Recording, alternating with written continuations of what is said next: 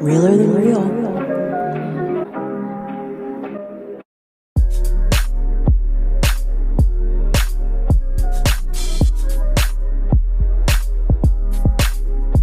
Hello, everyone. Hello. How the hell are ya? Welcome back. It's so lovely to see you here.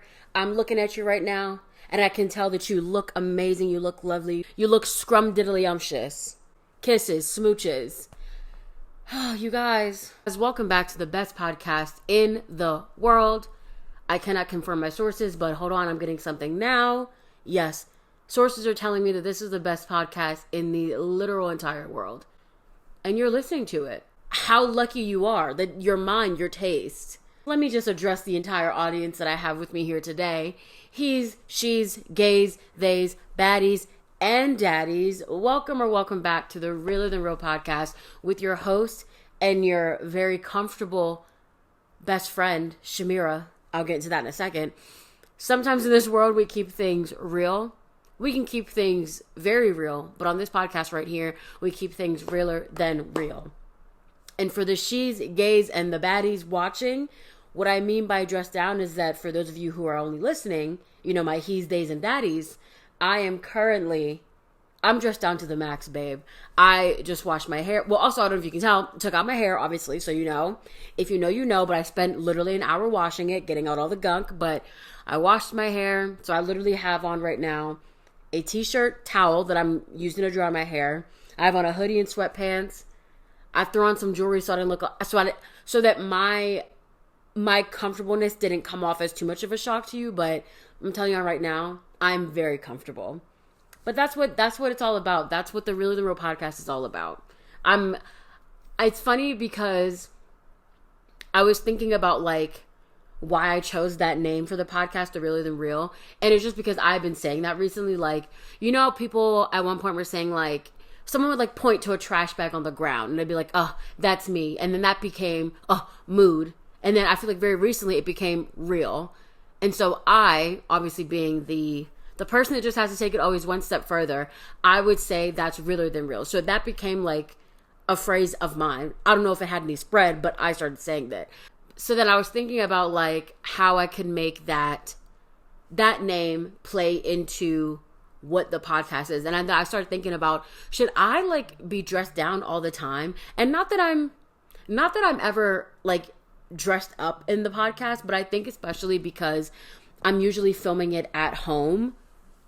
You'll probably never catch me in jeans if I'm filming my podcast at home. Like, I just don't feel like I'll ever be dressed up. Like, I always want to be comfortable because that's the vibe it has to give off. Like, I literally post a podcast.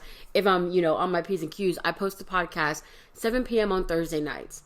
Like, I feel like for, you know, the she's, the gays, and the baddies that watch it, I feel like visually you want to feel relaxed. And I feel like if I was sitting up here in, like, jeans and, like, t-shirt and shoes, and I was, you know, face beat to the gods, I feel like it wouldn't give that. I don't know. I was just thinking, but what do you guys think about that? But in any regard, when a bitch wants to show up comfortably, she's going to show up comfortably. And today I wanted to. So that's what we're doing. But speaking of asking you all for your opinions, kind of seeing like what the masses want to chit chat about. Maybe this was like 2 or 3 weeks ago now. I put on the Realer Than Real podcast Instagram story. If you're not following that page, what the fuck are you doing? What are you doing? Get it together. No. But if you're not following the Realer Than Real podcast on Instagram, that is the name, the Realer Than Real podcast. Go ahead and give it a follow, engage with some of the content, and stay tuned on that page because I'm always posing questions to the audience. And the question I ask is very simple, very straightforward. What kind of content do you want to see? A friend of mine from college, she had put, you know, talking about navigating life in your 20s. Girl. And I'm like, yes, that's a good question. I should make something about that. And then I'm sitting here like, but where are the qualifications? I promise you, I don't know. Okay. I'm 27, so I'm nearly done with my 20s. I'm almost done with my 20s, which is heartbreaking, upsetting, earth-shattering. Obviously, you know, cheers to more life as always, but something about being almost to the finish line of your 20s is crazy. And you know what? You know what's something that I always find interesting is that I know that there was a moment in time on TikTok where people like around my age or even women in their 30s were saying how they felt like a teenage girl trapped inside of an adult body. You know what I'm saying? And some people would be like, that doesn't make any sense. Like, you know, that's not a real thing. Like, you're just immature. Or like, I don't know. There's a lot of discourse around the idea of feeling of women, or maybe it was just people in general stating how they felt like a teenager in like a mid-20 to late 20-year-old body. But like, I understand that so much. Obviously, I'm very different than who I was. I'm very different from who I was when I was in my early 20s. And I'm certainly different from, you know, the girl I was in my late teens. But there is something about me sitting here right now that I just don't feel 27. I don't know how old I do feel, but I don't feel 27. But I really think that's because of how like society, whether that be through like TV, movie, music, I don't know, just regular social media, I feel like it has to do with the way that we imagine, envision our 20s. It's so warped from what we like, from what it is in real life.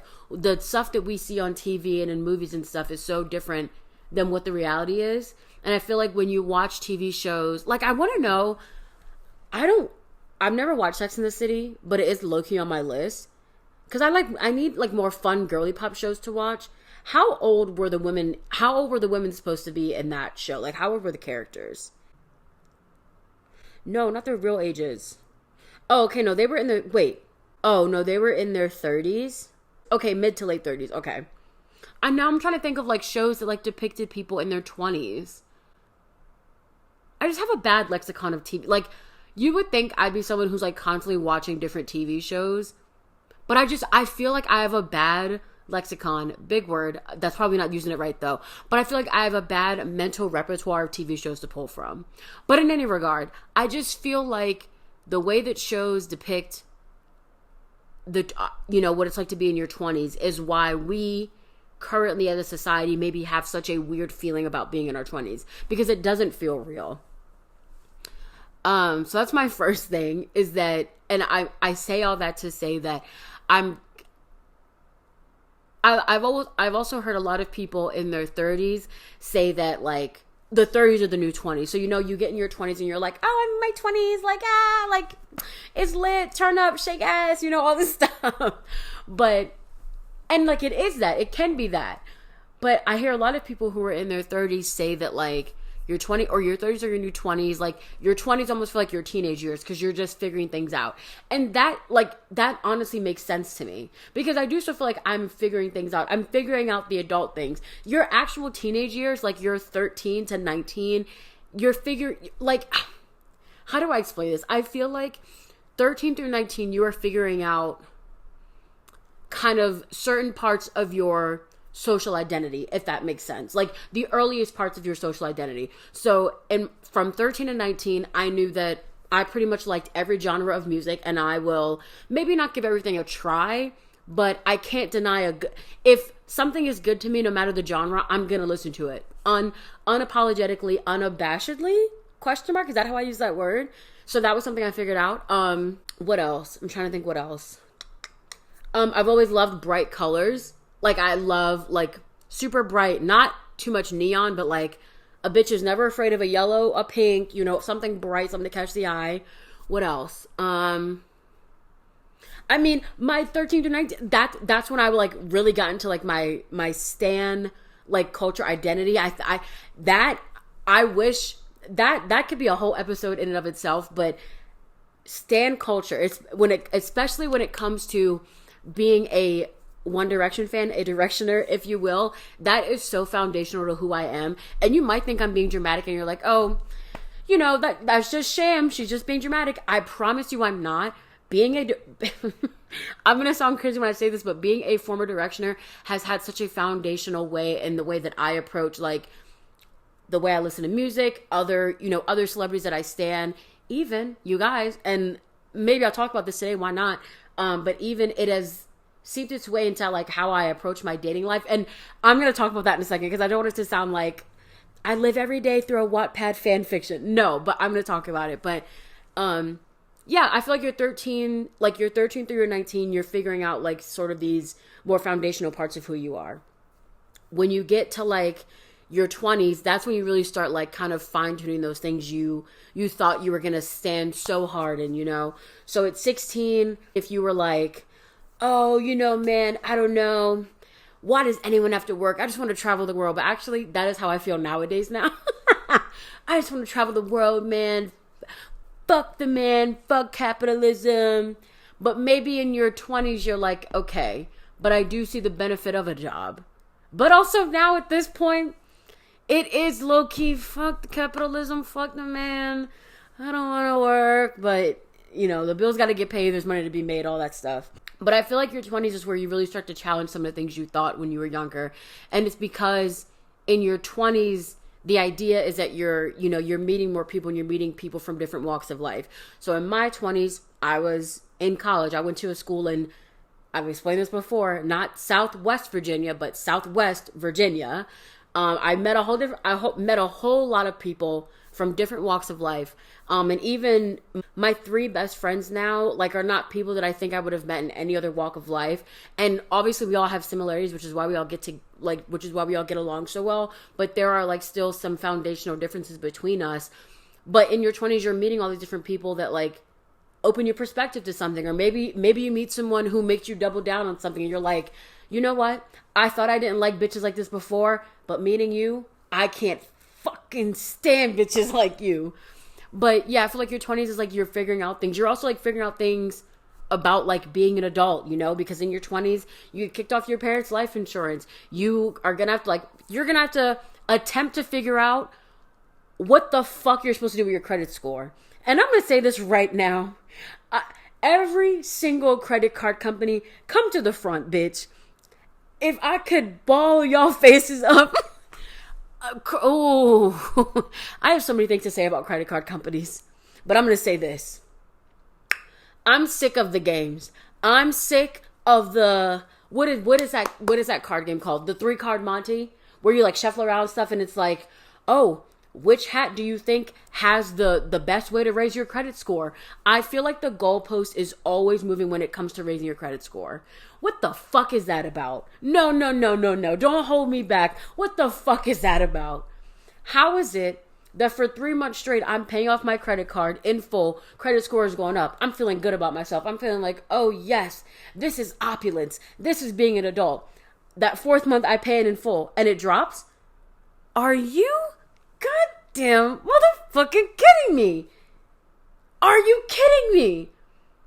Capital One, just know, bitch, between you and me, your days are numbered. And if I ever see you on the streets, let me drink some. I'm getting heated. But anyway, I digress.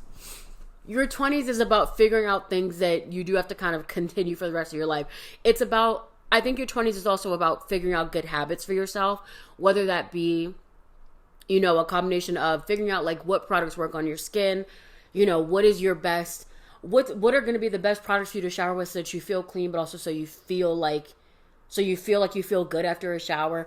Let's talk about the biggest thing, the elephant in the room. Let's talk about diet. I feel like your 20s is definitely when you want to start, when you were 19 and stuff. Oh, my battery's going to die. Hold on, you guys. Yeah, I feel like your 20s is when you start building those good habits for yourself. Whether, you're figuring out what's a good skincare routine for you, what days do you like to clean your apartment on? Are you a Sunday reset kind of person, or do you like to clean up a little bit throughout the week so that you can spend Sundays relaxing? What days do you like to go to the grocery store? Which, that's probably going to change over time. One of the biggest things in my 20s has been figuring out my dieting. And I don't mean like dieting in the restrictive sense, but like, what do I like to eat? And what are the things that maybe I don't eat as much of, but are still good for me? It's about figuring out those things, especially for someone like me, I'm a bigger body. I got to take care of myself. I mean, we should all take care of ourselves, but in your 20s, you want to start laying the foundational work for, because in your 30s, you want to be thriving and you don't want to have to like think about these things. Like, you want these things to become a good habit. I feel like your 20s is a time for you to start learning the structure, so that in your 30s, you're not still trying to discipline yourself. You already have that discipline. You know what I'm saying? And none of this stuff is concrete, and especially not coming from me. I don't even know how to figure out my credit score. So, take everything I say with a grain of salt. But to me, that is what navigating your 20s looks like, is building those routines. I also think it's not just about, routine, but it could also be about, really honing in on who you are. And I don't want to make it like this big, like, cheesy thing, but like really getting to know yourself. Your 20s is about sometimes spending a lot of time by yourself and really getting to know who you are. To me, it's been really about, like, I'm saying this as if tomorrow I'm going to wake up and I'm going to be out of my 20s, but I think it's really just about figuring out the kind of person you are in every single capacity. I know that I am a very extroverted person. I love to chit chat with people. I'm very talkative, but also know in that same regard, I am someone who I'm very in tune with my social battery. I don't know if it's like I'm an extroverted introvert or an introverted extrovert. I think I'm an extroverted introvert. I think. And you're probably like, what's the difference? I really don't know, but it makes sense in my head. I can't explain it, but it makes sense in here. But when you get me out and I'm in a good headspace and stuff, I can vibe with the best of them. I can really get along with any friend group, but let my social battery be down by just like 10%. Oh, bitch, take me home now. I don't want to be here anymore. What else? I also know, and this could also just be like, I also know that, I'm not really someone who enjoys the idea of blacking out and drinking. That's something I've learned in my 20s. That was something I learned probably right after I got out of college, if I'm being honest. Not that I did a lot. Well, hold on. Not that I did a lot of blacking out drinking in college, but I definitely know that, like, when I think about the amount that I would drink in college versus the amount I drink now and the self-control I have now, that's something I learned in my 20s. Because I absolutely know that when I was in college, you drink, you get to that tipping point, because you're drinking, things are feeling good, you get that like feeling in your face, and you get a little like, you just get a little loose, and there's that tipping point. And in college, you get to that tipping point, and you're not even thinking about it. You're letting it tip. It's going down. I'm yelling timber, shout out Kesha. In my adult life, I'm drinking, I'm slowly drinking, because there's no need to throw things back. What are we rushing for? You know what I'm saying? I feel myself get to that tipping point, and that tipping point will tell you a lot about yourself, because I feel like the tipping point is not always the same though, because sometimes that tipping point is, oh wait, why do I feel nauseous? I'm an adult and I don't want to throw up in this club bathroom. I'm gonna stop drinking for the night. I'm good. I got good vibes, good energy all around. I'm good. But sometimes that tipping point is kind of like, you know what? It's been a long day at work. It's been a long week at work. It's been a long week at work. I've done a lot of, just too much at work. Fuck it. Let's go crazy. I don't have anything to do on Sunday. I can spend my whole Sunday recuperating. Sometimes, honestly, in your adult life, because you know what? When you're in your 20s and when you're in college and stuff, that Sunday, you're already going to have to do homework. Like, that's a given. So no matter what, you already know that. But as an adult, you make a conscious decision on what you want your Sunday to look like based on how you drink the night before. I cracked the code. I feel like I'm dropping gems all over the place.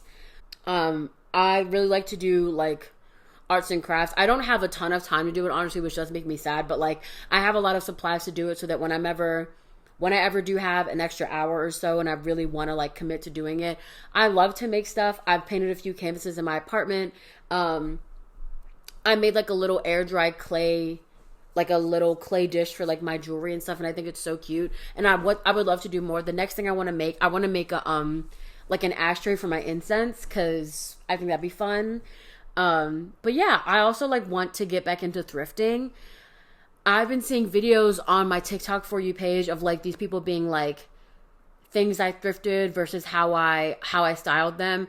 And it's not just like these basic, like, oh, I got this glass, this glass flower vase, and I spray painted it with that like matte white, and now, I have some fake tulips in it, and it's on my entryway table, which is fine. That's a flip for sure. But this one girl I saw on TikTok, I think about this often. She bought like a chessboard with like different chess pieces. When I tell y'all, this lady, she now uses it as like a key hook. So she, like, I don't know, I guess super glued the pieces onto the board and she hung it up on the wall. That's so amazing. And I don't know if my mind would work like that, but why not give it a try? Now, I'm not saying that I'm going to start buying a bunch of things at the thrift store to see if I can like flip it and do a bunch of fun DIYs, because I don't have the space for that. I also don't have the time or the energy. But like, for example, one of my lamps broke over the weekend. I'm really sad about it because it's my favorite one. And I'm like, yeah, I mean, I got it from Amazon, so I could just buy another one from Amazon. But let me see what's at the thrift store. Let me see what I can find. At its core, not to get fake deep, but I feel like that's what your 20s is about. It's about doing something fun, taking on the spontaneity of something. It really is about sometimes just full sending something, whether you're storing it or not. Because do I know what I'm going to find at the thrift store? No, it's a thrift store. You could literally find anything. I could go in there. I could find an exact replica of the lamp I had. It was a little pink mushroom marble lamp. It was real cute. I could find an exact replica of that. And that would be fine. I'd be happy because it would be like at a discounted price. But maybe I could find something even more exotic. Maybe I find something that like just needs a little coat of paint, maybe a little brass shining on it. I don't know. I don't know what lamps need nowadays. It could really be whatever, but in your 20s, you should welcome all that. Welcome change, welcome adventure. Because I don't know, sometimes life is going to change in your 20s whether you want to welcome it or not. You know what I'm saying? Not to drop the mood here because I know we're having a good time, but when my mom passed and I had to move out of this townhouse that I absolutely loved, that's a change that I had to welcome. And I was happy to find my apartment and I was happy to move out on my own. But that first night that I was in this apartment, I was terrified. I was like, it was this overwhelming sense of like, this is my new life now. And I want to go back. I want to go back to the old house. I don't know if I can do this. But now here I am now, a year and some changes to this apartment. And I love it here. It's cute. It's well decorated.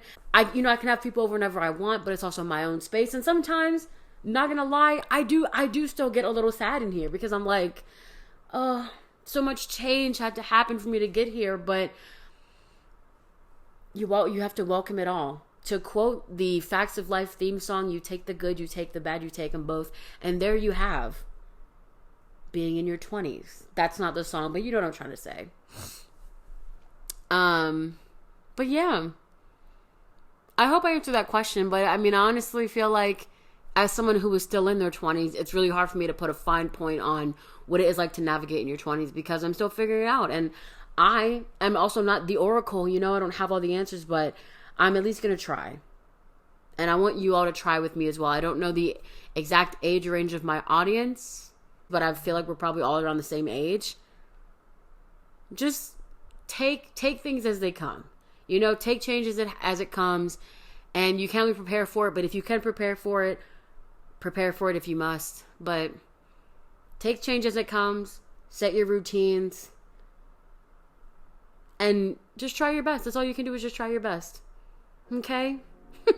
This feels so sentimental. This feels like the end of a Full House episode almost. This feels like the end of the podcast, but it's literally only just begun. But we'll take a quick break and we'll be right back.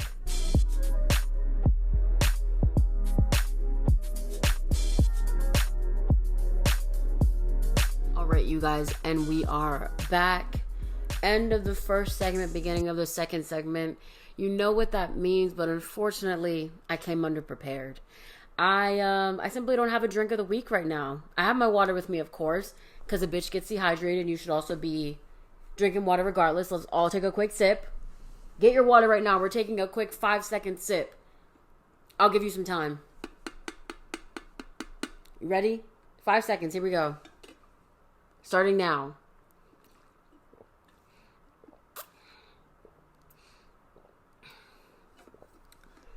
Quenched. But I do not have another drink right now. I literally just ate dinner right before I started filming the podcast right now, so I'm all drank out. Can I tell you guys this? For dinner, I wanted to feel like really whimsical, so I wanted to do breakfast for dinner. You guys, it was so good. First of all, why did no one tell me that when making French toast, because it's a custard, get with it now, I learned a few things. You're supposed to use something that's not milk. Like, you're supposed to use something a little bit thicker because a custard is supposed to sit up. I'm sitting up here the whole time wondering why my French toast is soggy. Why it keeps doing that. I'm like, it must be something I'm doing wrong. The whole time it's because I'm using milk. You're supposed to be using a cream. Something a little thicker than a milk. So this time I used half and half. You guys, I've outdone myself. I also made breakfast potatoes for the first time because I wanted a little starch with my breakfast. I was just so proud of myself. Like, I just thought everything tasted so good. And I was like, wow, this is what it's all about. This is what it's all about. And so, I went the little extra mile and also had a nice tall glass of orange juice.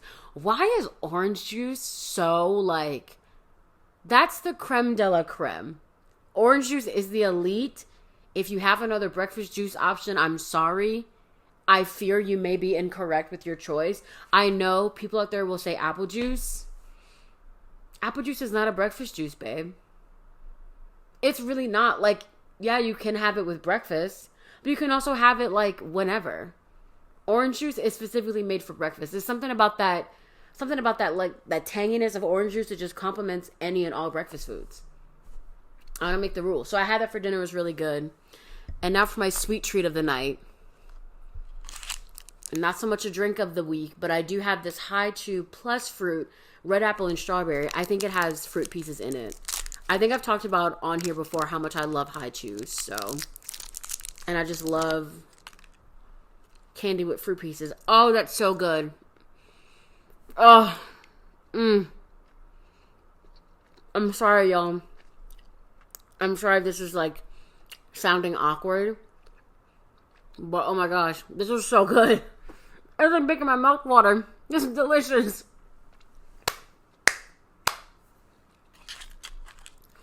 Give it up for High Chews. Oh my god, that is literally so good.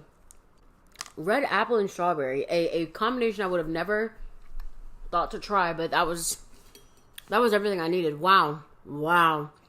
That was delicious. Not to get fake deep. That was life-changing. That was so good. Another sip of water. All right. Well, that was drinks of the week. A little unsatisfactory, but I'm sure that you out there in TV land have a much more fun or better drink, and I would love to hear what you have to drink with you. If you're watching the podcast, you can just go ahead and type it right into that comment section. I promise you I'll see it. I promise you I'll like it. I promise. That's a scout's honor. But let's say you're only listening to the podcast, which, no shade to you, still love you all the same, friend. I don't know how you can comment it on there. But DM the Instagram account, let me know what you're drinking. I would love to know. Speaking of the different ways you can listen to this podcast, let me ask you a question, you guys. Are you having fun? Are you enjoying what we're doing here? I hear you. Yes, I can hear you aggressively nodding. I can hear you screaming yes into the void. And I want to say thank you for that. I'm happy you're enjoying yourself. But I need you to do a simple favor for me. If you are enjoying this podcast right now and you are on youtube.com, I just need for you to go ahead and give this video a big thumbs up. Yes. Give this video a big thumbs up. Maybe even subscribe. Maybe even turn on the bell notifications for this YouTube channel so that you never miss an upload. That could be good, fun, and fresh for us to do. What about it?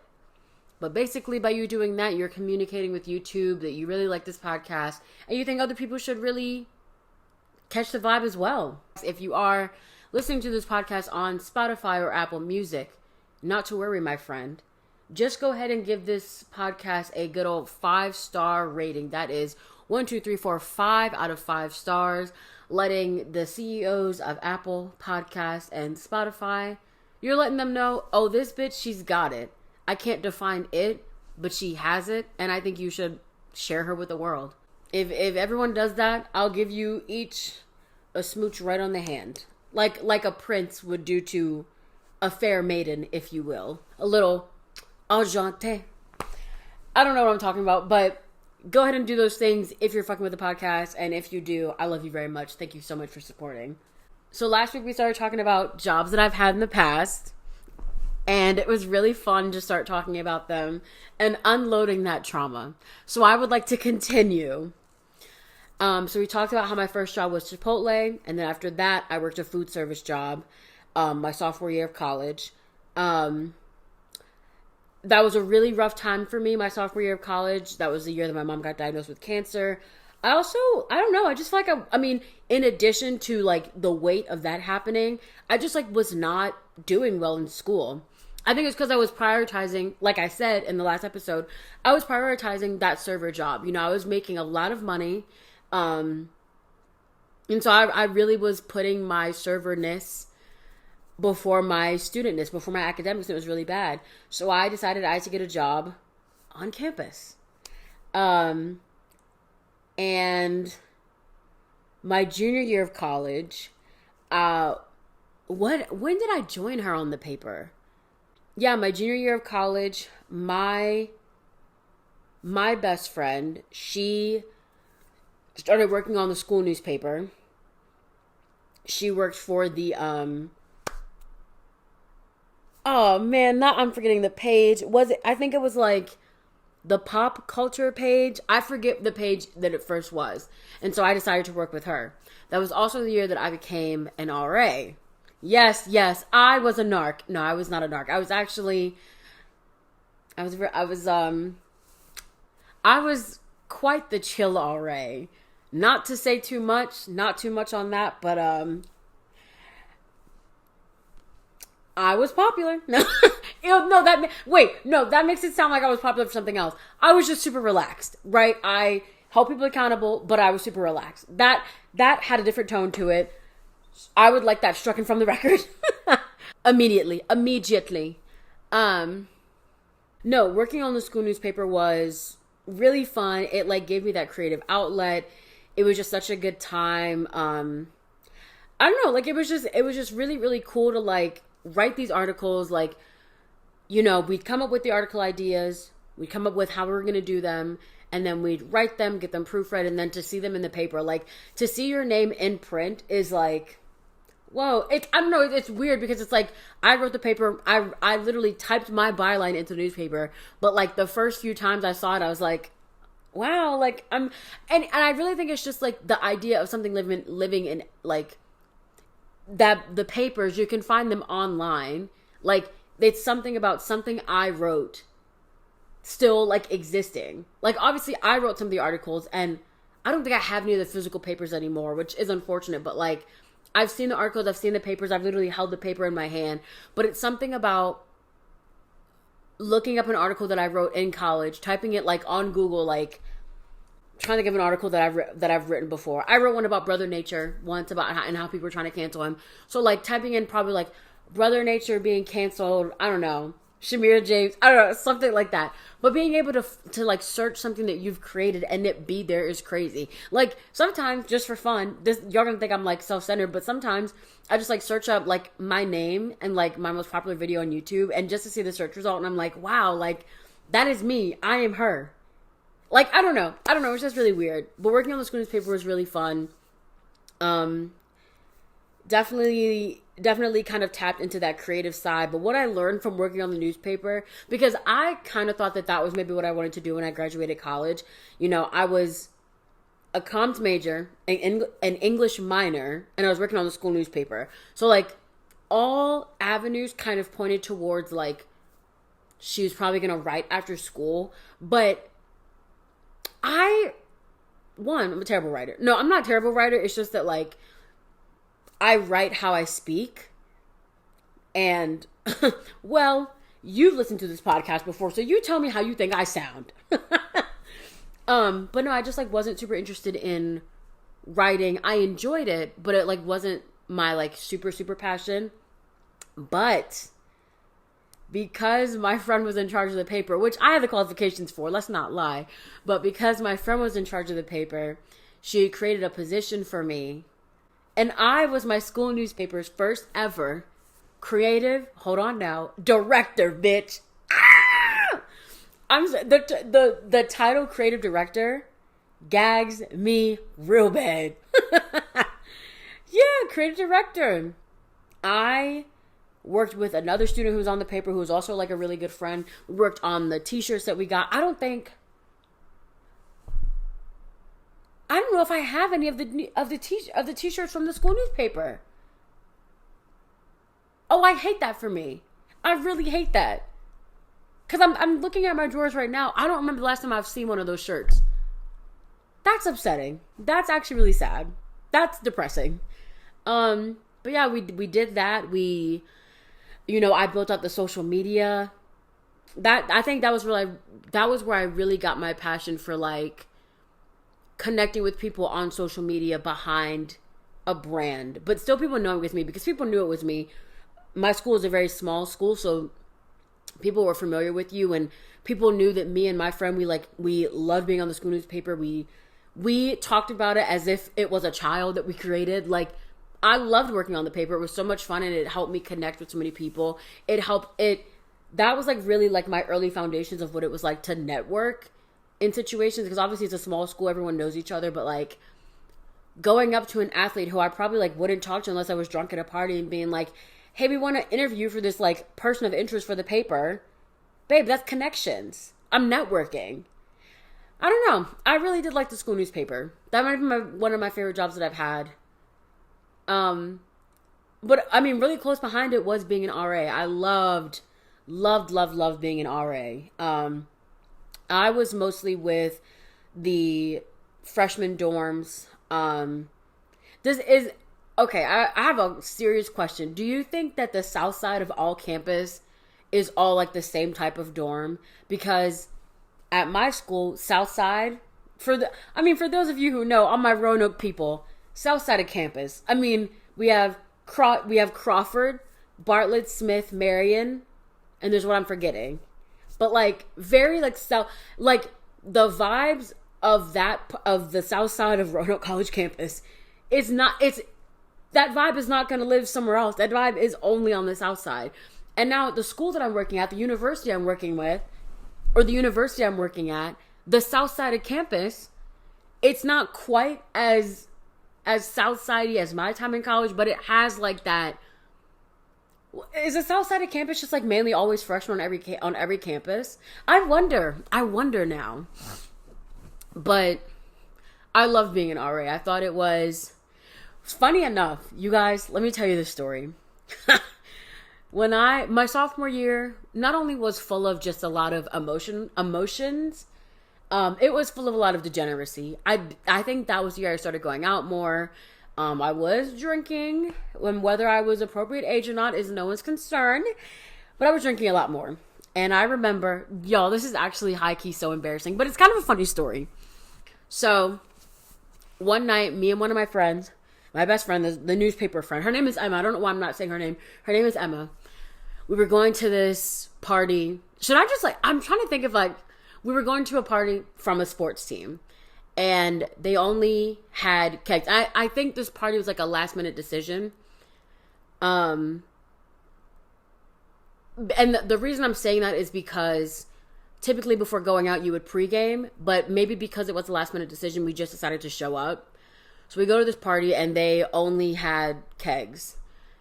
One thing I knew about myself in my early 20s that is still true to this day, I don't like drinking beer. I think beer I just don't like it. I could maybe get with a flavored beer, but the flavor has to outpower the beer taste. I just do not like the taste, the smell, the feeling of drinking beer. But this one particular night, I threw caution to the wind and I said, I'm going to drink as much beer as I can. So, we're drinking, having a good time, partying. Party gets busted, as it does in college. And everybody is taking back roads back to campus. I didn't know any back roads back to campus. And neither did my friends. We're walking on the main road. You guys. don't judge me, don't look at me differently. Someone that who who hosts a podcast weekly called the Really the Real podcast. She I can't look at y'all when I say this. I used to pee outside. Okay, there, I said it. I used to pee outside a lot. I never was like that before, but going into college and the bathroom's always full and they're like, oh, just go outside and pee in the backyard. That actually sounds so fucking bad. I wasn't the only one peeing outside. It's not just like, oh, Shamira, go pee outside. Everyone went to pee outside because the bathrooms were always so full in these houses. So, oh, embarrassing. I actually wish I didn't tell this story, but I've already gotten here. Basically, we're on our way back to campus. I apparently couldn't hold it, and oh, I mean, what do you think happened? What do you think happened? I was peeing outside. And then next thing you know, whoop, whoop, whoop. They sure did pull up on me. But what is most important about where I was peeing was that, you guys, it was right. This is so embarrassing. It was right at the entrance of the school. So, most colleges, they have like that brick wall with their logo on it, with their name on it. Idiot. God, sophomore year Shamira was so dumb. That bitch really pisses me off sometimes when I think about it. But I give her grace because she was going through a lot. But, girl, police pulls up on me. Obviously, urinating in public is not, it's not legal. You shouldn't be doing that. But that really wasn't the problem. The problem is that I was maybe not an age that I should have been drinking. I was possibly underage. So, bro, and then I never been breathalyzed before. I thought if I don't blow into the thing, then it won't it won't be. She was so dumb. I'm about to do the YouTuber thing and separate myself from who I was. I don't know who that person was, but I just didn't. I thought that if I didn't blow that hard, then it wouldn't actually be able to tell how drunk I was. That's not true. So, I was quite over the limit. I got in trouble for that. I had to do some community service, which was, I had to do 24 hours of community service at the local Salem Civic Center, which that was just a time and a half. But the reason I tell you that story is because that whole ordeal finished. I had to meet with, I don't remember her actual title, but basically she was the community director of the South Side. So she was the pro staff person that lived in halls who oversaw all the RAs. And basically when something happens like that, you have to meet with a pro staff person to be hey, what happened? Do you understand your consequences? What's going on? Is there something deeper we need to talk about? And I remember meeting with her. And I was just yeah, it was just a stupid mistake and, all this stuff. And I was underage drinking, all that jazz and whatnot. I don't remember if they sent the letter home to my mom, but I ended up telling my mom what happened anyway, because I had to go to court and pay court fees and stuff. But so all that happened, I finished my community service, and then either a week and a half or 2 weeks later, I interviewed to become an RA. And I just think that's so bonkers because call me a rags to riches kind of success story.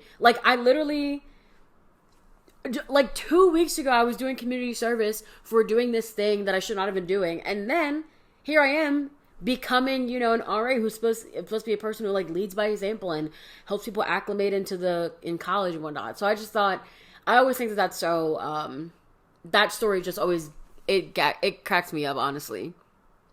But being an RA was great. I did it my junior year and my senior year of college, and both times it was just such a cool thing. I loved being with freshmen. I thought it was just obviously I sit up here on this podcast and I try to give people advice. We go through the Reddit threads and I try and give people advice. So I'm in hindsight, what I really liked about it is being that resource that people could rely on. And it's not so much that I had people knocking on my door every day being like, oh, I don't know what to do. You know, school is just so stressful and I don't know how to work with classes.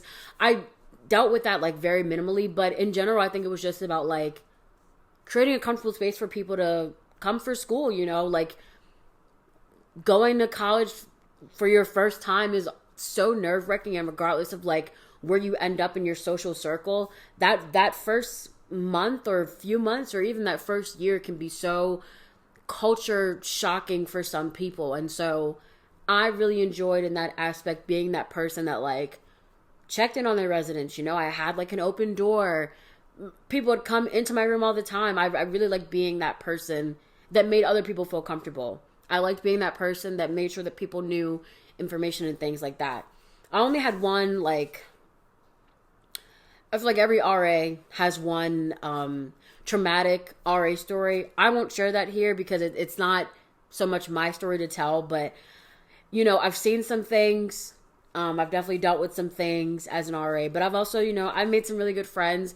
A lot of people, there's like a good amount of people that I was their RA in school that like I like would consider them friends. Like I don't look at them as like my residents. I can look at them like as friends. Also, we're out of college, like to call someone my resident still would be like, okay, bitch, it was several dinosaur years ago. Let it go.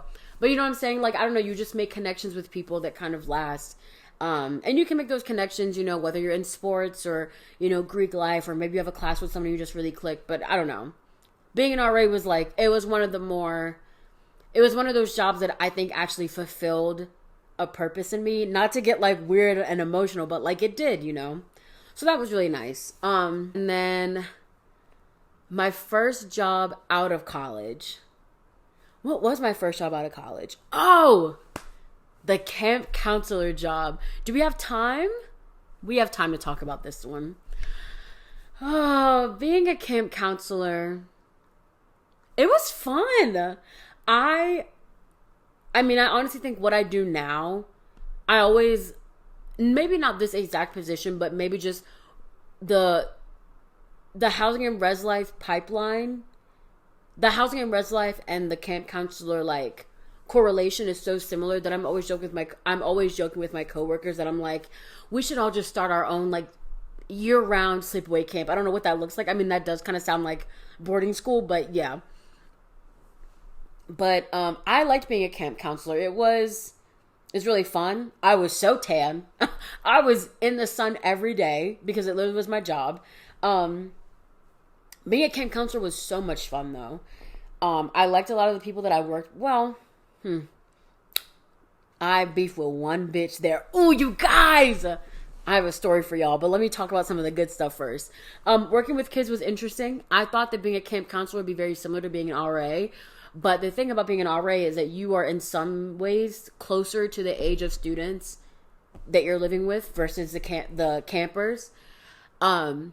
Kids scare me. Like, it's such high energy. And one of the things that I had to learn really quickly when I was a camp counselor was that these kids are not looking for structure and rules. Like, obviously there are, like, you have to have structure and rules because you are dealing with kids, but like, I can't sit up here and tell them what to do all day. It's a summer camp. They want to have fun. And then especially, they had me with the preteens, the attitude, and the sass. I thought, I found myself, when I first started working with them, I found myself almost like kind of arguing with them a little bit. But I'm like, wait, what am I doing? I'm not going to argue with you. You're a kid, but also this is summer camp.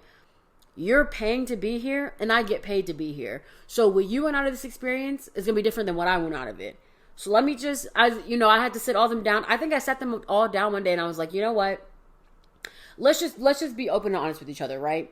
You all hate rules, and I get that, right? So we're going to operate on a no rule system where we scrap all of the rules that I've been giving y'all, and we just operate on a respect aspect.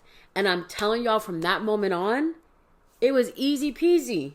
We would, in the morning, you know, we do our little song, and, you know, we break off into our groups, and they just really like to sit down and do a lot of arts and crafts. So every day we would do arts and crafts. And then when the weather wasn't too rainy, we would go on a little hike, and then we would go inside to the video game room. And then we go to the pool, and that was pretty much it. Now, the camp director, that lady, who, I don't, let me choose my words. Let me choose my words here. That's the thing about working with preteens, is that they already feel like they're grown. But it's also in the same aspect of like, they know what they want out of this. They don't, I got into this headspace of like, because basically I got quote unquote in trouble for bringing them inside all the time and letting them play in like the game room. I was told like they need to be outside playing more. So I'm like, okay, we'll try it your way. Cause I tried to defend myself and say, that's not what they want to do. And when I try to do that, no one does anything, but we'll try it your way. And I would take them outside and I would look up camp games to play. I would look up, especially camp games to play with older kids. And they did not want to do that shit. But it could be because I kind of spoiled them a little bit and I kind of let them do whatever they want. So then they were like, what are you doing? I don't want to do anything active. This is boring as hell. But I like being a camp counselor. It was fun to be outside and stuff. I liked a lot of the other camp counselors that I work with. I was one of the older ones though. And that put me in kind of an opposition, because people would like bring it up a lot. And I wasn't self-conscious about my age, but like sometimes they'd be talking about things like, oh, I don't know what college I'm going to. And I'm like, me with my college degree being like, going to anyway. But then the older camp counselors, they were like way older than me. Like there was this one, there were 2 camp counselors that were like in their late 30s. And I'm like, okay. So I'm just kind of like on an island of my own a little bit, but I was still able to make friends with people. The one girl that I did not get along with, y'all. I don't know how it started.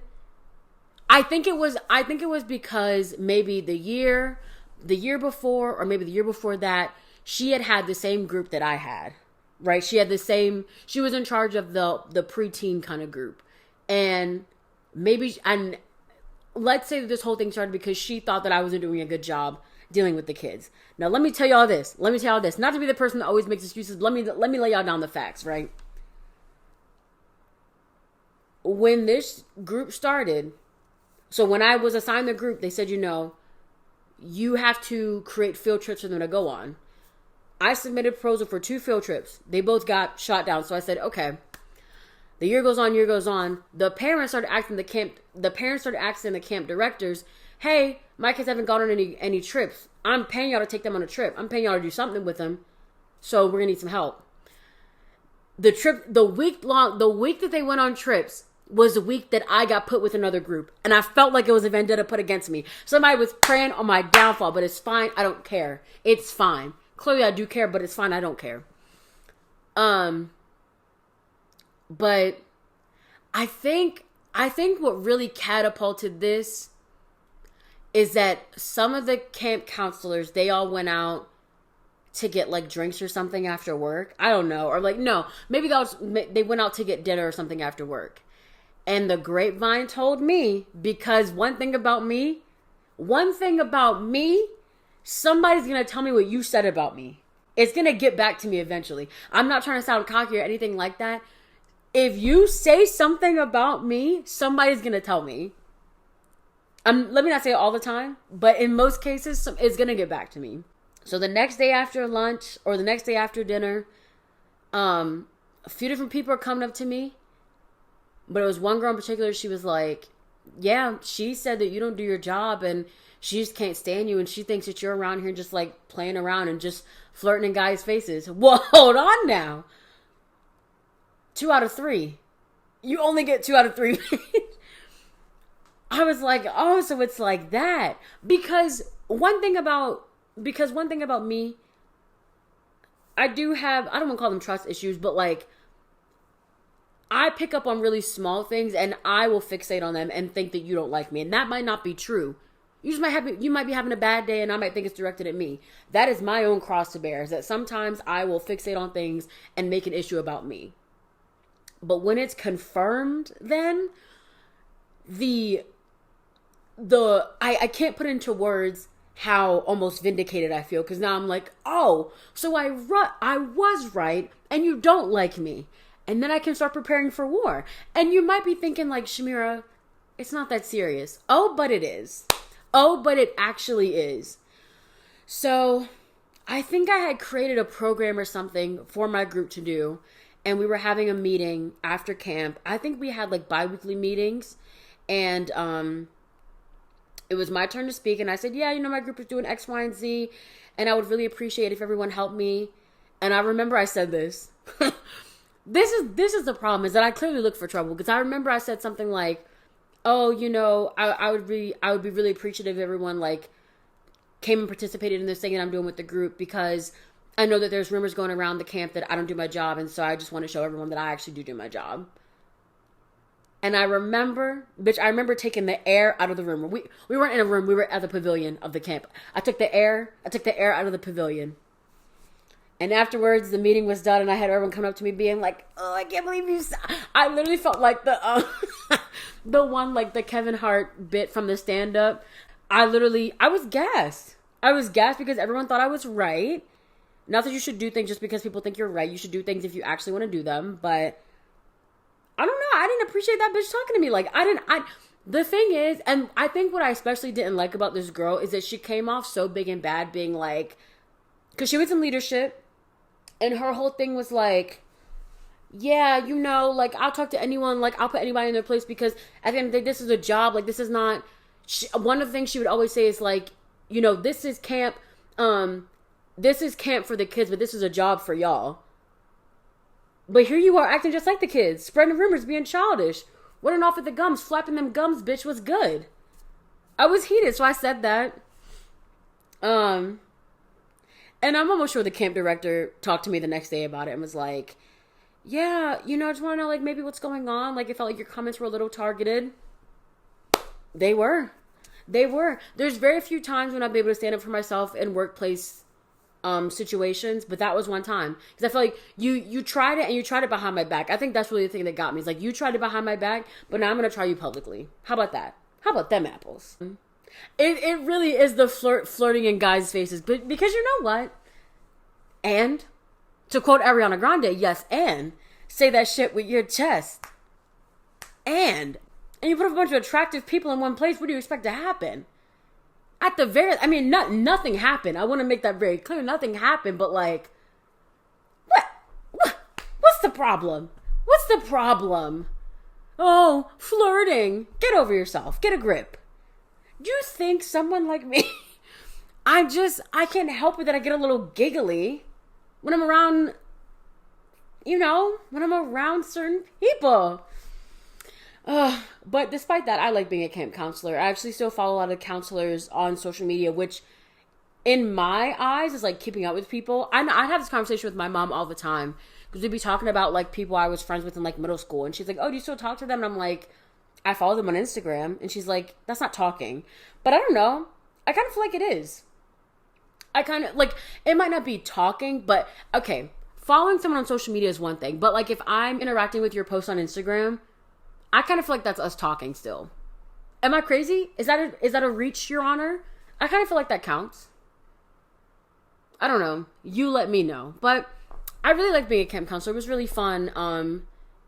I would do it again. I don't think I would be a camp counselor, but I would love to work in like the office of a camp. Like doing what I do now, like kind of like the marketing, social media, communication aspect of it. I would love to do that for a camp. Yeah. I think that could be fun. That'd be really cool. But yeah, that was my next set of jobs. After this, besides one more food service job, after this we start getting into kind of like that, not so much even corporate America. I wouldn't even say corporate America. Would I? No. This is when we start maybe getting into more of the office job type stuff. So I got one more food service job and then we get into the office job stuff. But you all will just have to wait on that. But those are coming. But in the meantime, in between time, I want to hear about some of you guys' jobs. Yeah, I do. I might find a way to put that on the Instagram story so you all can like interact with me and let me know about some of the jobs you had. But this I'm very curious about. But I'm going to take a quick break and we will be right back.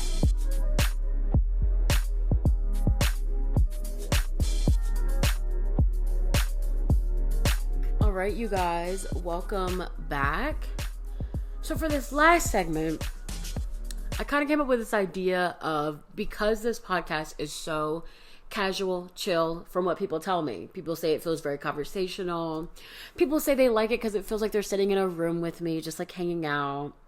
So, you know, I think that's really nice. I love compliments. But I do like hearing that, because it's like, one, oh my God, I can't believe you're listening to it like that. But I like hearing that. And so in the spirit of that, this last segment of the podcast is something I just call brain dump, where I'm just going to sit here and talk to you about things as they pop up in my mind. And that'll be it. This is more what it's like to have a conversation with me. Speaking of conversations with me, this is the brain dump starting now. But I think I figured out how to record 2 audios at once, which, for those of you who don't know, that was my holdup from having a guest on here. Well, actually, it was 2 things. One, why do y'all want a guest so bad? Do y'all not like that it's just me sitting here talking? Newsflash. No, I'm playing. But like, this is a solo podcast. I will have guests on, because trust me, I don't think some of y'all understand how hard it is for me to like confidently get up here in front of this camera and this light and set up this microphone and this computer, and to sit up here and talk as if I have interesting things to say for about an hour. You would think because I never shut the fuck up that it would be easy, but sometimes, you guys, it's really hard. And don't let me have a day where things aren't just clicking. When things aren't clicking. That's what I meant. When things aren't clicking. Because I think it was the last podcast. Yeah, the last one. When I think I said it in the podcast though, but when I tell y'all I had to restart that podcast, I would get probably 30 minutes into it. 30 minutes of raw footage, just me straight talking. And I would have to restart. I think I restarted like 4 times because it just wasn't working. But I'm saying all that to say that I believe through the techies of YouTube, and this one time, this lady actually got to the point, unlike most of the people on there, but this lady, she got to the point, and I think I figured out how to record 2 audios at once without having to buy another, like, a sound mixing board, which is what I thought I was going to have to buy. But if I had to buy that, that means I would have, this is the stuttering I'm talking about. This is the thing I'm talking about. I would have had to buy, that still sounds stupid, different mics. Because right now I'm using USB mics. I would have had to buy like actual like stage mics, which yes is what I wanted all along, but not anymore though. But I think I figured it out. I'm so excited because I mean I can actually start having guests on here. I just don't know what format I want to do it in yet though. I feel like Zoom is like a format that people use to have guests on their podcast, but I feel like for me personally, what I like about podcasts where people have guests on is that I like that like in person kind of like they're like you have your guest in this space with you, and depending on like what the vibe of your podcast is, you're creating that space for them to open up. You know what I'm saying? Speaking of guests on podcasts, I'm trying to listen to like more podcasts just to figure out like what the usual vibe is, you know, how I can change mine in certain aspects, capacities, things of that nature. And so I looked up the Call Her Daddy podcast. I know it's like super popular. I like what she does. I like the premise. I love the name, so I thought it was cool. And her most recent episode was with none other than Jack Harlow. I know we just talked about Jack Harlow. I think it was last episode or the episode before. But oh my gosh. You guys, wait, look at this picture. If you don't have the benefit of being a watcher, who did I say watches again? The she's, the gays, and the baddies. Find a way to look at this part. Let me just show y'all. Hold on. I literally have a Pinterest board. So all of my Pinterest boards are category is, and then I have like the actual topic of the Pinterest board. So this is category is men. You guys, look at this picture. Wait, let me get up so y'all can see it. Hold on. I need to focus. Oh! He's just so... The thing about Jack Harlow that I hear all the time is people are like, oh, you could find him, blah, blah, blah. You could see him anywhere. Or that he's mid, which first of all, there's nothing wrong with being mid. Mid, ain't nothing wrong with it. But oh God, this picture. The thing about Jack Harlow is, Or the thing about some celebrities too, when people are like, oh, you could find them in XYZ, like, I don't get what's so special. That is the appeal. That idea of them being so, like, if I walk outside, I'm not going to see someone that looks like Beyonce. And that's fine. But if I walk outside, I could see someone who looks like Jack Harlow. And there's something about that is like, that kind of, not relatableness, and there's a word for it, but attainable. That kind of like attainability, something about that works for celebrities. So when you have someone like Jack Harlow, who, yeah, he looks like an average guy that I would see down in Fed Hill. Oh, well, show them all to me then. Show me to me, Rachel. I want to see. But he's not mid. He's actually hotter than most men I've seen in Fed Hill. He's just attractive. Ugh. It makes me sick to my stomach. You ever see a man who makes you sick to your stomach? Oh, speaking of, I know I said I was going to talk about, how stan culture kind of shaped the way that, like, I approach my dating. Hear me out, okay? Or not my dating, but, like, just how I approach men. How do I say this in a way that doesn't make me sound weird? I don't know. I feel like being a stan... This is all going to sound really crazy. I just need you to listen. Just follow me here. I'm going to hold your hand when I say this. When you are a stan, especially in the capacity that it took to be a One Direction stan, I feel like you enjoy kind of like the subtleties of men. You know what I'm saying? So like, Jack Harlow is he 6 foot something? I think he's probably like 6'1" is my guess. Let's see. He just has like tall vibes. I don't know. If he's not, I'm going to shriek. 6'2". I don't even really like tall men like that. I just got so what was I saying? Jack Harlow is a 6'2" man, great smile, good sense of style. He is like, I feel like he's conventionally attractive, right? So he is otherwise a good-looking man. But I feel like being a stan, having grown up in stan culture shows you ways that you can appreciate people without like their overall appearances. I'm trying to think of like a way to... I don't know. It's so hard putting it into words. I really do think it's from fan fiction, which you're gonna be like, all right, bitch. Like, now you're dragging it. Now you're being weird. But like, the way some fan fiction is written, some writers of fan fiction, and just the way that stan culture is, like, I'm trying to think about it in ways of like, it teaches you to look at people other than like their physical attributes or things that like kind of enhance their physical attributes. So like, there are some things about Harry Styles that like, if I just saw a picture, if I saw a drawing of the butterfly tattoo that Harry Styles has on his stomach, if I saw that like on a hoodie, I would know that that's a Harry Styles tattoo. But that's because my brain has been wired to like romanticize that part of him. It's these little things about the celebrities that are the targets of stan culture. The little things that you're able to hold on to and like romanticize and be obsessed with about them. And that is in some ways, that is how I kind of used to like approach my dating style. So like, yes, I'm not, just because I think someone has like a cute mole, I'm not gonna be like, oh, I'm in love. Like, obviously I need to find them attractive, but when I find them attractive, then I can like be obsessed with other things about them other than just like, oh, they have a nice smile, they have a great body, they have like nice toned arms or something. You know what I'm saying? Does that make sense? Good luck to me try to edit that. I just don't even know what I'm going to say about that. But I'm trying to see what else. It's June, you guys. The summertime. Bitch, I hate the summertime, but like honestly, I feel like it's the only time I actually like go out and like be social.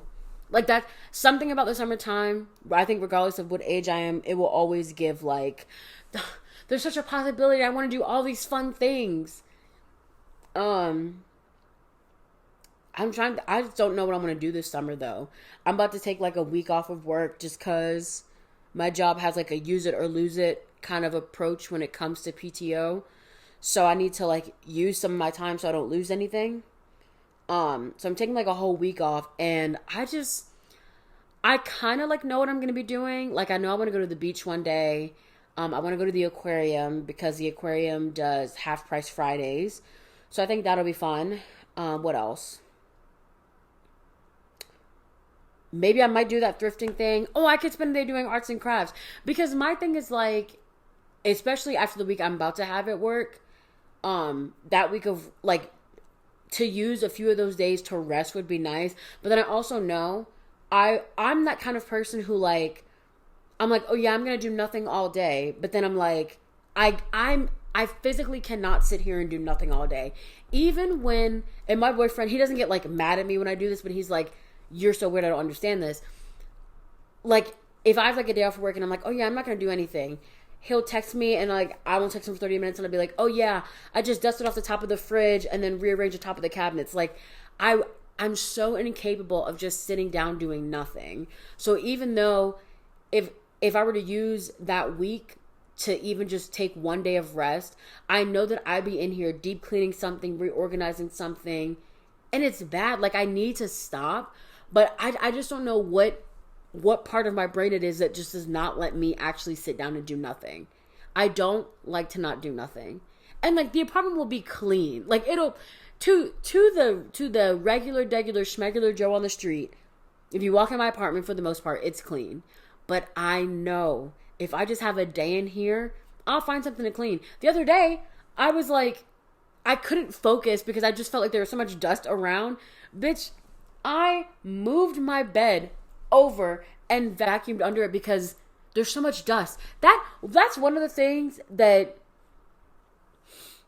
I don't think anyone has ever told me how much you are expected to sweep and or vacuum in your house. I think you, and I don't have a dog or anything, I feel like you should be doing it once a day because there's so much dust that builds up. And I have like dark brown like wood floors, so especially like when the sun hits it sometimes, I can see how much dust, and I'm like, where's all this dust coming from? What is dust? I know it's like a mix of dead skin, but like literally, what is dust? And how does it accumulate everywhere?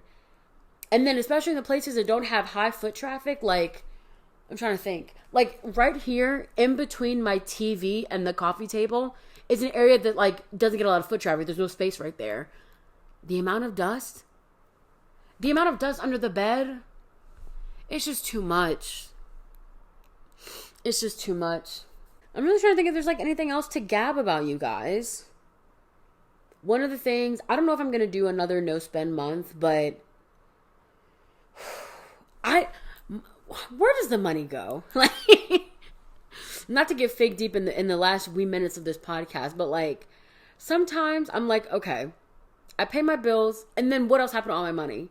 I pay my bills, right? But then they're due again? What is that about? I buy groceries, and all the food is gone, but then, like, right now, I don't have like a lot to eat in my house right now. I'm like, I went grocery shopping. Where did all my food go?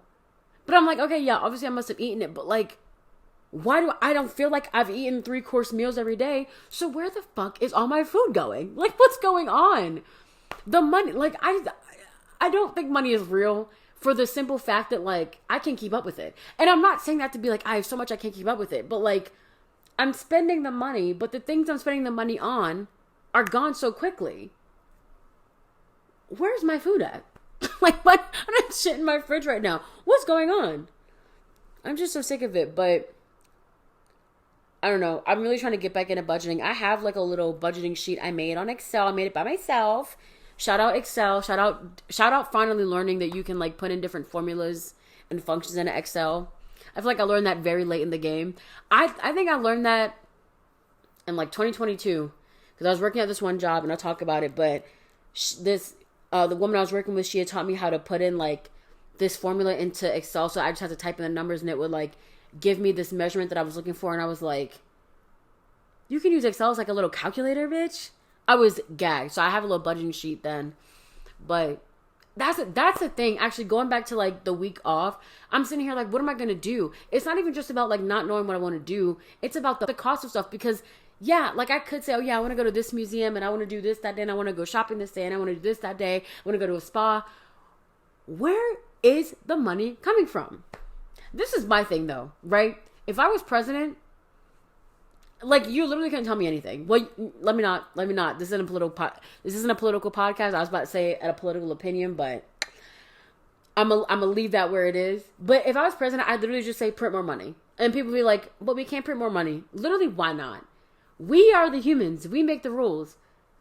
Run that Thomas Jefferson bill up a few times. Let's make a good few prints of it. And let's just distribute that out. Let's stop all this. We don't have the money stuff. Right? Let's stop all the nonsense. We're in debt. Well, $1 trillion. Show me what $1 trillion of anything looks like. I can't even imagine. Show me like what 1 trillion buses look like in a line. So I can actually envision. Like, what do you mean you're $1 trillion in debt? No. How about that? No, we're not. When I just say like, no, I'm sorry, we're not in debt anymore to you. You know?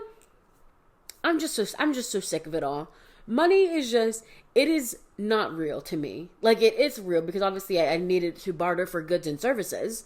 But like, what do you mean? What do you mean I have this amount? Like, what do you mean the way that you use a credit card is I have this money. I use this money because I'm supposed to use this money because it's supposed to help my credit score. Allegedly, apparently, I think that's a lie. But then I pay off the credit card bill to just use it. It's just,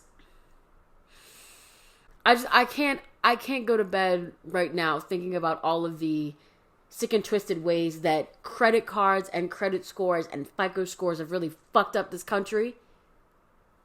So I'm going to end it here so I have time to decompress before I have to lay down. But I hope you all enjoyed this episode of the podcast. I've enjoyed talking to you. I hope you enjoyed seeing me as dressed down as hopefully I'll ever be, but you never know. It's the Realer Than Real podcast. It could get very, very real on here. You never know. But thank you all so much for watching. If you enjoyed it, be sure to let the platforms that you're listening or watching on know so they can continue to bless your girl. With pushing me in the algorithm, of course.